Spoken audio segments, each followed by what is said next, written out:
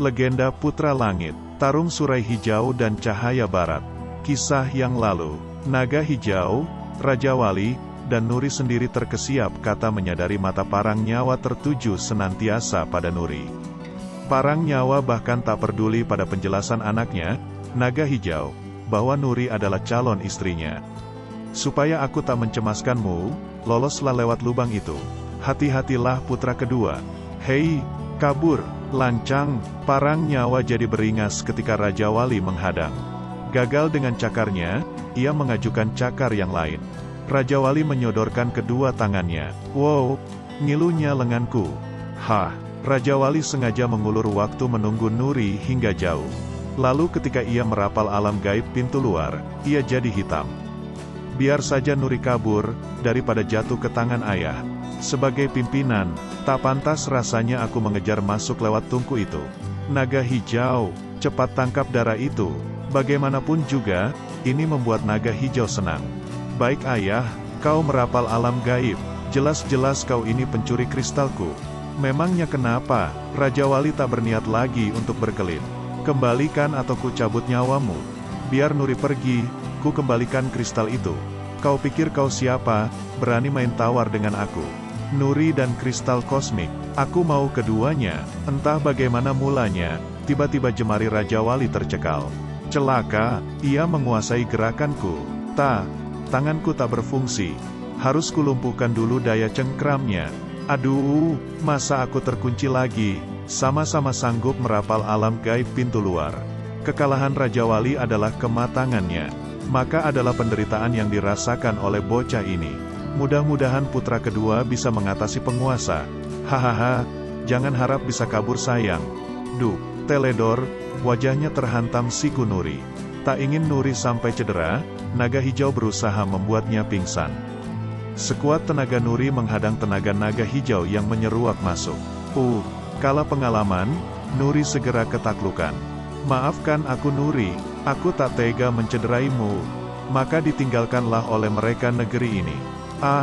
Nuri, aku takut membangkang perintah ayahku. Tapi aku sangat tak rela menyerahkan kau pada dia. Sampai juga mereka di istana Naga Hijau. Loh, kok bisa begini sih?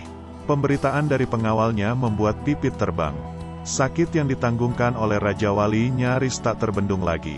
Kulitnya yang seperti mereka itu, makin merekah. Pemberontakanmu harus kau bayar mahal bocah. Namun Blawu Segara lebih tangguh daripada alam gaib pintu luar hingga serangan penguasa terpatahkan. Malah kini Raja Wali berhasil menyarangkan telapak tangannya pada tapak penyerangnya. Aku dipaksanya mengambang tinggi begini. Dia menguasai Blawu Segara. Blawu Segara yang ada pada Raja Wali seperti dipaksa keluar secara sempurna justru oleh panggilan Parang Nyawa. Kagetnya lalu berlalu, ia memusatkan dirinya kembali. 20 tahun lebih aku harus bermeditasi untuk menguasai Blawu Segara. Dan bocah ini, cuma dalam beberapa hari, ia dikaruniai bakat yang luar biasa. Tak kubayangkan kelak bila ia sudah matang. Dengan putra seperti Raja Wali, benteng barat akan berkibar megah di kawasan ini. Kalau hari ini aku tidak menaklukkannya, kelak ia jadi duri dalam daging bagiku. Fajar Kencana, Cermin Langit Sakti 8. Kurasa inilah cermin langit Sakti 8, Fajar Kencana. Aku harus mencapai puncak cermin 7 agar masuk dan mencuri sedikit yang ke depan. Raja Wali sadar, Parang Nyawa bukanlah tandingannya. Tetap saja ia nekat. Getar halilintar 9 langit. Apa yang dilihatnya mengagetkannya. Dari ke-10 jari lawan, keluar sinar kemasan. Panah parang. Sorot sinar itu sama tajamnya dengan ujung pedang satu ujung tombak. Biar kau rasakan kedahsyatan cermin yang sesungguhnya bocah pencuri. Panah-panah itu terus menyengat kulit tubuhnya hingga akhirnya Raja Wali benar-benar kesakitan. Krak, ia kemudian terjatuh tepat di saat pipit merah menyongsongnya. Apa yang terjadi ayah? Aku terpaksa melumpuhkannya. Ia tak mau mengembalikan kristal kosmik milikku. Ayah, ia kan sudah menjadi anggota keluarga kita. Biarlah aku saja yang membujuknya. Emosiku tadi merusak rencanaku. Kalau tahu putranya kulumpuhkan, Cahaya Barat takkan mau kemari. Kutunggu hingga besok kosmikku itu. Terima kasih banyak ayah. Aku mau menemui dulu si paras elok itu. Sungguh aku ini beruntung. Dengan perasaan tertekan, Pipit mengusap kulit Raja Wali yang memerah. Ia membasuh cairan merah di pipi. Iya. Sisiknya mulai mengelupas. Loh, jadi mudah sekali mengelupasnya Nona. Kulitnya yang baru indah ya? Iya, alangkah indahnya warna kulitnya yang baru ini. Bersih mengkilap. Jelas Raja Wali sendiri tak menduga bahwa tekanan bertubi-tubi dari Blaus Segara dan cermin langit sakti akan mendesak kepingan itu untuk benar-benar retak. Sujud tuanku, kemana perginya si jantung hatiku? Apakah naga baru saja kemari? Hamba tidak melihat datangnya tuan muda tuanku. Aneh, jangan-jangan ia terbang sendiri. Tiba-tiba dadanya diserang rasa nyeri yang hebat. Kami undang tabib tuanku. Tak perlu, tinggalkan aku. Dengan menekankan jarinya ke dada, ia berupaya menekan rasa nyeri itu. Aneh, semenjak aku meresapi cakrawala parang darah, aku tak mampu memaksakan puncak energi fajar kencana. Cara meditasinya salah, atau karena usiaku sekarang. Pusing aku, istana naga hijau. Nuri sudah siuman, dan... Sedang apa kau naga? Maafkan aku Nuri. Astaga, dia mengunci simpul sarafku. Aku, sebagai pria sejati, sungguh tak patut kau melakukannya. Aku harus memilikimu Nuri. Sia-sia, kau tak bakal memiliki hatiku. Berbeda sekali dari pemikiranku.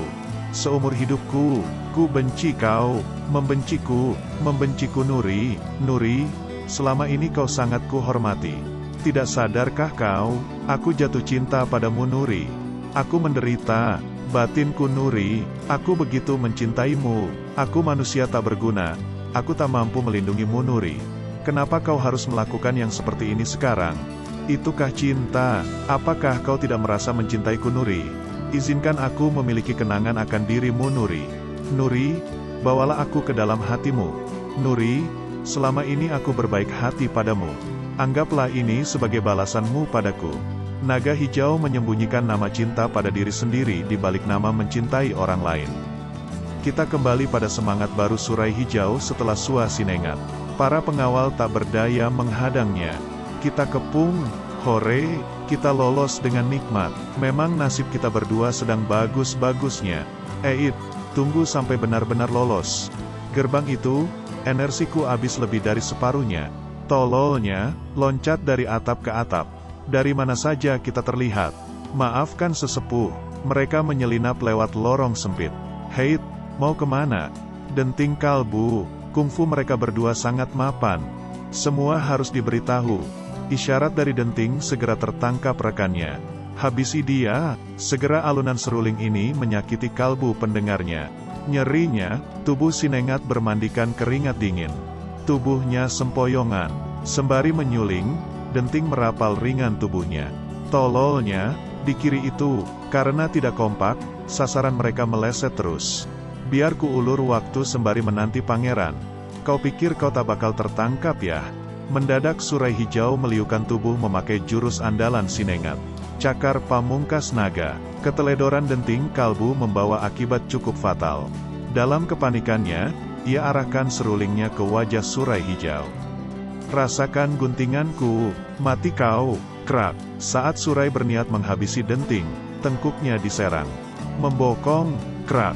Teropong peramal tiba di saat yang tepat, menyerang dengan ujung jarinya. Jari 7 bintang. Surai gagal membendung. Begitu cepat gerakannya, teropong mengunci tangan Surai. Waduh, dahsyatnya energi listrik si tua ini. Biar kau rasakan cakar nagaku. Teropong peramal tubuhnya terhantam dan bahkan mendekat pada Surai. Mati aku, oh tapak siapa ini? Astaga, siapa lagi kalau bukan cahaya barat? Dia ini selalu saja menghalangi niatku. Kemampuanku hampir habis. 10 tahun terbuang di penjara. Kini ia muncul dengan kemajuan yang 10 tahun pula. Mampukah aku? Hati-hati pangeran. Listrik si Sinengat berbahaya. Menyerahlah baik-baik Surai. Takkan ku cederai lenganmu yang sebelah. Omong kosong. Seharusnya penjara membuatmu banyak merenungkan kesalahanmu. Pertobatan Surai akan membawamu pada rasa damai. Sekalipun aku gagal, aku masih bisa mengandalkan Sinengat. Sinengat, sengat pangeran saat aku menyerangnya. Kujadikan kau arang, pengganggu ketentraman. Sengatan Surai gagal, sebab ringan tubuh Sinengat kendur. Keluarkan semua simpananmu, energi listrik kutub, bara merah gerah. Sudah ratusan kali tapak dan cakar dahsyat saling berbenturan. Pangeran Cahaya Barat harus berhadapan kini dengan cakar surai yang dipadukan dengan listriknya Sinengat. Kau tak bakal lolos Cahaya Barat. Sinengat menyarangkan cakar di pinggang Cahaya Barat ketika sang pangeran sibuk meladeni cakar surai. Aku yakin cakarku tadi mencederai pangeran secara parah. Astaga, ada serangan balik yang mendadak. Putaran udara poros buana. Dengan meditasi energi ufuk baratnya yang penuh, pangeran berhasil mengembalikan aliran arus listrik kepada pengirimnya. Aku mampu memanfaatkan kekuatan arus itu bukan untuk memisahkan kekuatan mereka berdua. Benar, oleh listrik Sinengat, surai jadi terpental jauh. Bocah ini takkan kulepaskan. Gagallah rencana surai untuk membuat Sinengat sebagai penopangnya. Menyerahlah, aku masih mau memaafkanmu. Kau tak memikirkan kata-katamu orang sombong. Sinengat terkejut, segera menghadang serangan dari kipas kaca. Mengipas napas melapisi bumi. Hahaha, tak tahu diri. Dari mana ia memperoleh kekuatan secepat ini? Kipas kaca terjerebab dan Sinengat menabrak langit-langit. Loh, dia ini berniat kabur. Bukannya laga, Sinengat melihat peluang untuk lari dari benteng yang kuat ini. Sia-sia mengejarnya, lebih bagus membantu pangeran. Surai dan Cahaya Barat terlibat laga yang sungguh seru. Aneh, makin lanjut usianya makin kokoh saja dia. Lancangnya Sinengat membiarkan aku sendiri. Aku beruntung kekuatan kakiku berangsur-angsur pulih. 80% saja kekuatanku kembali, bakal kukalahkan dia. Apalagi kalau aku berhasil memaksa pangeran mencopoti paku sendi di seluruh tubuhku. Hehehe, kalau aku bisa mengalahkannya sekarang, wilayah ini bakal jadi wilayahku. Ketika lamunan menenggelamkan surai, serangan Cahaya Barat masuk. Getar halilintar 9 langit. Surai ada di posisi yang lebih tinggi, lebih mudah menjangkau lawan. Nah, kau rasakan sekarang jurus pamungkasku. Lingkaran cincin berantai. Tonjokan pangeran yang terburu-buru dipatahkan oleh surai. Namun tonjokan berikutnya, setelah pangeran menguasai terkejutnya, bisa membuat surai terdorong mundur. Tubuh surai seperti baling-baling terpental oleh benturan keras. Dia ingin menggunakan daya kontra. Dia tak boleh bebas semaunya. Akan banyak korban berjatuhan. Aku mau mengulurkan waktu sampai seluruh energiku pulih. Dia cuma bisa memakai satu lengannya tapi bisa sehebat ini. Bagaimana lagi kalau sudah pulih seluruhnya? Surai dengan yakinnya mengayunkan cakarnya. Hore, sudah 70% kungfuku pulih. Begitu cepatnya ia berbalik. Masih mau kabur, getar ayun 1000 depa. Gempuran kilat yang dilancarkan oleh pangeran memaksa surai menghadang dengan cakarnya. Beruak, rasa-rasanya gempuran geledekku bisa mengatasi dia. Surai tak mau ambil resiko. Karena hanya sebuah lengan yang berfungsi, surai merasa harus terus di tempat yang lebih tinggi dari lawannya. Gelombang pemusnah. Pada hakikatnya, inti kekuatan cincin maut itu adalah energi gemulai 5 dari 7 cakar surai bisa dipatahkan oleh getar ayun 1000 depa. 2 cakar lain yang lolos berhasil mendarat di pinggang dan punggung pangeran. Hati-hati pangeran, tutup area terbuka pangeran.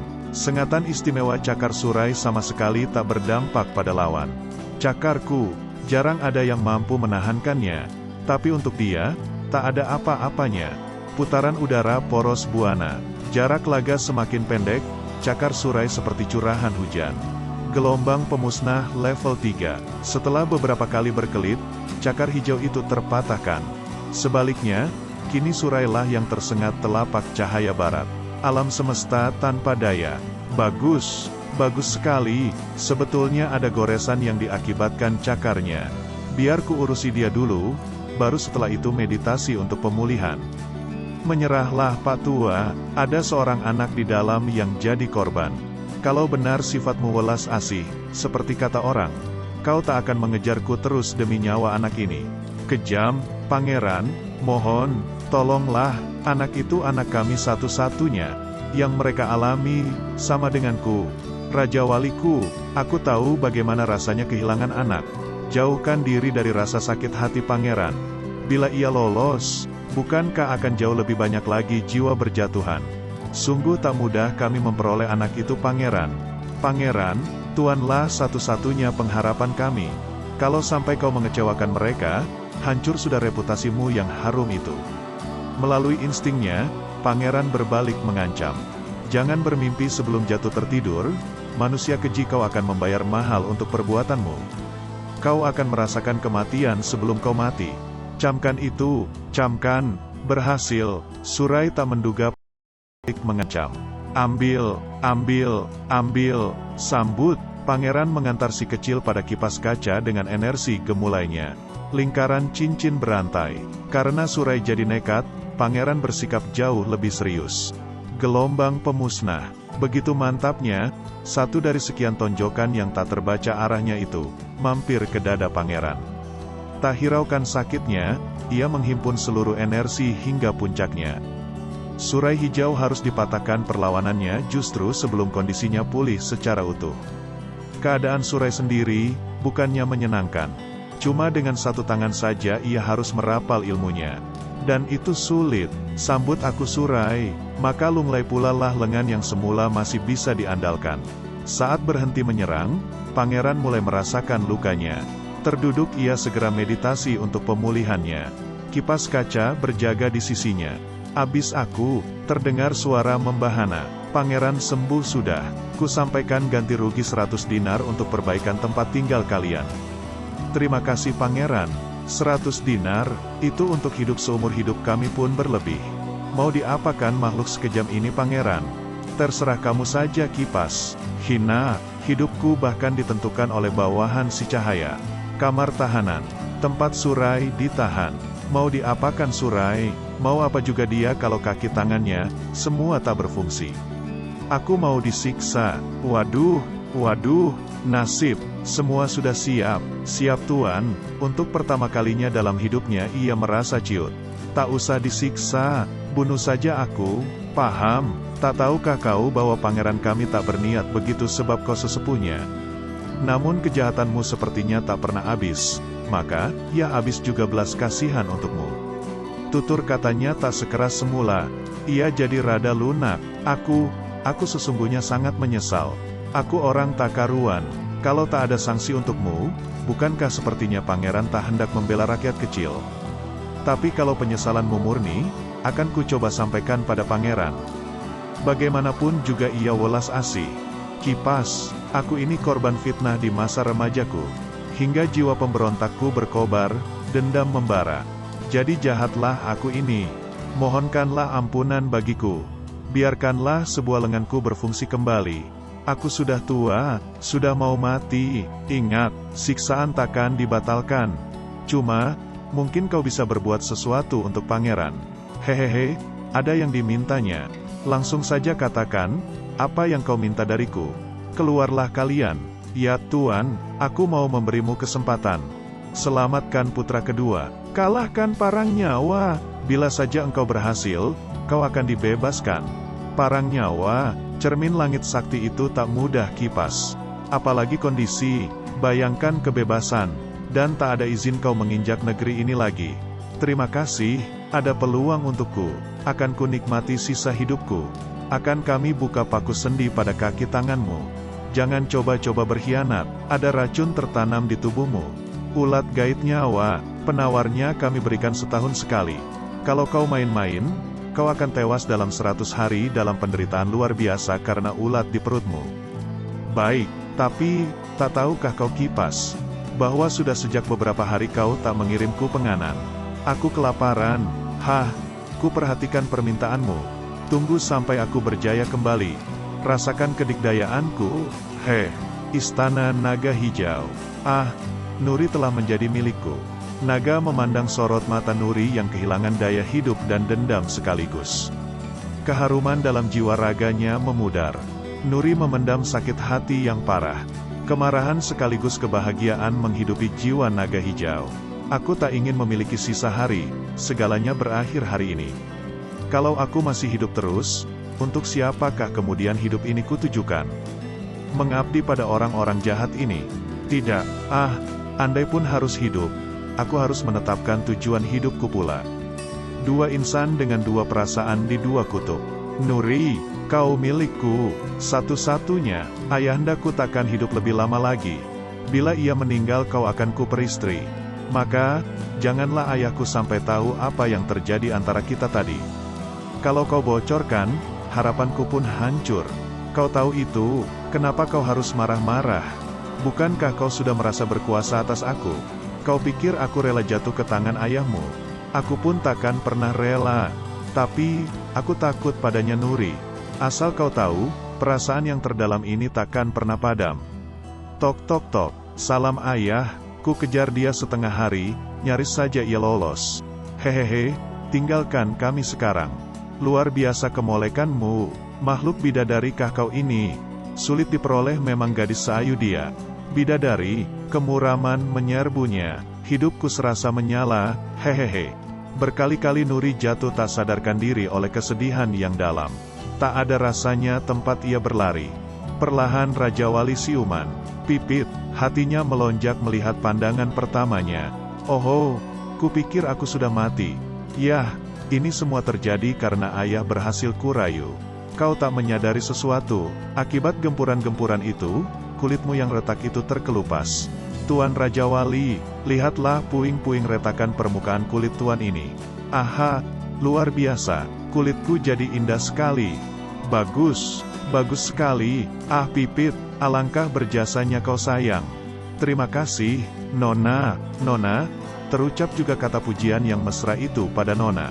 Satu hal yang harus kau camkan Raja Wali. Serahkan kristal kosmik itu besok. Atau kau harus mati. Besok, besok. Jelas saja Raja Wali terperangah. Bukankah kristal itu ada pada Uban? Di mana kini si Uban pun dia tak paham. Kejadian apa lagi yang akan dialaminya? Bagaimana juga dengan keselamatan Nuri? Selanjutnya di Legenda Putra Langit 29, Mahligai Duka di Pintu Lembah. Terima kasih telah menonton dan jangan lupa subscribe-nya.